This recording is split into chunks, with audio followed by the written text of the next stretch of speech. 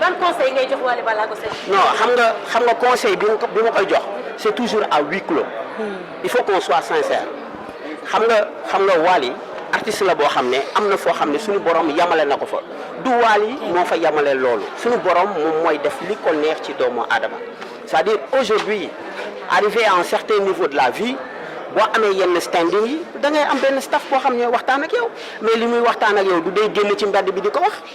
su lay dóor ay contre da lay woo ba ci biir dóor la ay contre booy jooy nga jooy booy génnaat nga kii donc li ñuy waxtaan ak Wally ça on ne cesse de le faire tous les jours que Dieu fait dañuy waxtaan ak moom di ko jox ay idée moom tam mu ñaan ñu non nii la ak nii loolu mooy àdduna ça je le fais pour moom mu koy def pour man je le fais pour tout le monde. wala ñu koy def yaa ngi wax da ngeen koy jox ay idée genre tey jii est-ce que mën ngeen ko proposer mu jël t-shirt bi lakk ko ci kanamu presse bi comme ni ko xoote woon saaj bi. waaw mais xam nga aujourd'hui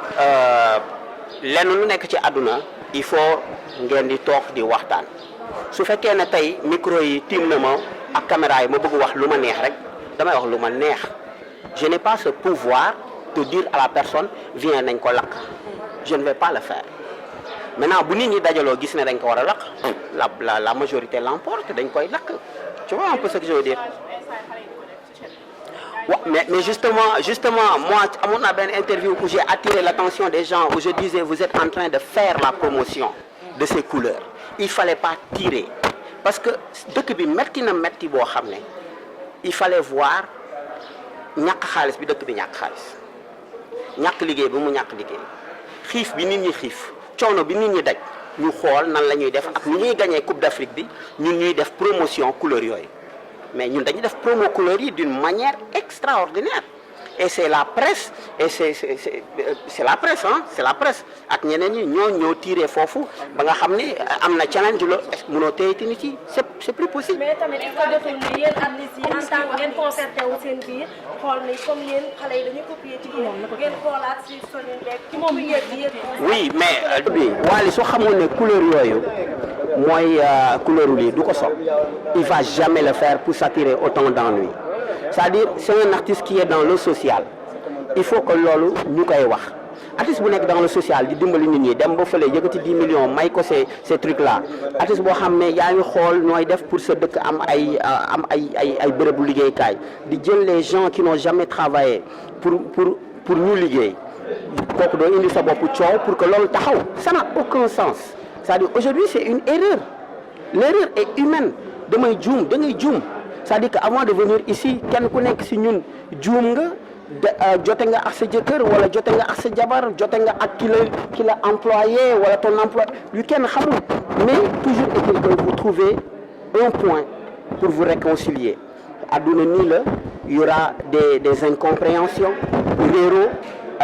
dina am ay moments yoo xam ne ay moments daje la lii mooy Sénégal quand vous regardez hier li xew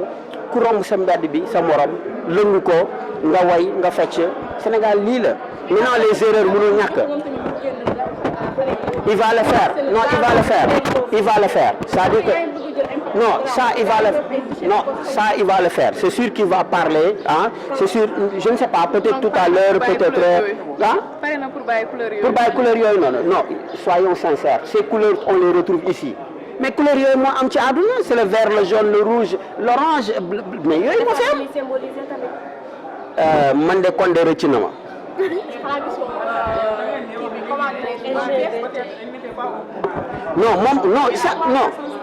non je vais te dire une chose c'est-à-dire gis nga am na yoo xam ne dans la vie dina la échapper le président des États-Unis ki nga xam ne moo fi ëpp ñu koy renseigner mais je t'assure am na yoo xam ne da koy échapper mënoo ci absolument dara amal équipe bi gën a bien ci àdduna bi mais sinon nit yi duñ jur tu vas retrouver la perfection totale de tous les êtres humains sur terre mais il n'existera pas la perfection amul te du mës a am loolu moom jaam yi moom foog ñu xam ko maintenant juum na c'est une erreur je pense qu'il va essayer de réparer cette erreur par rapport à la presse dina waxtaan ak ñoom xam naa daal di def benn affaire bu ndaw benn vidéo wala dara et puis basta mu jeex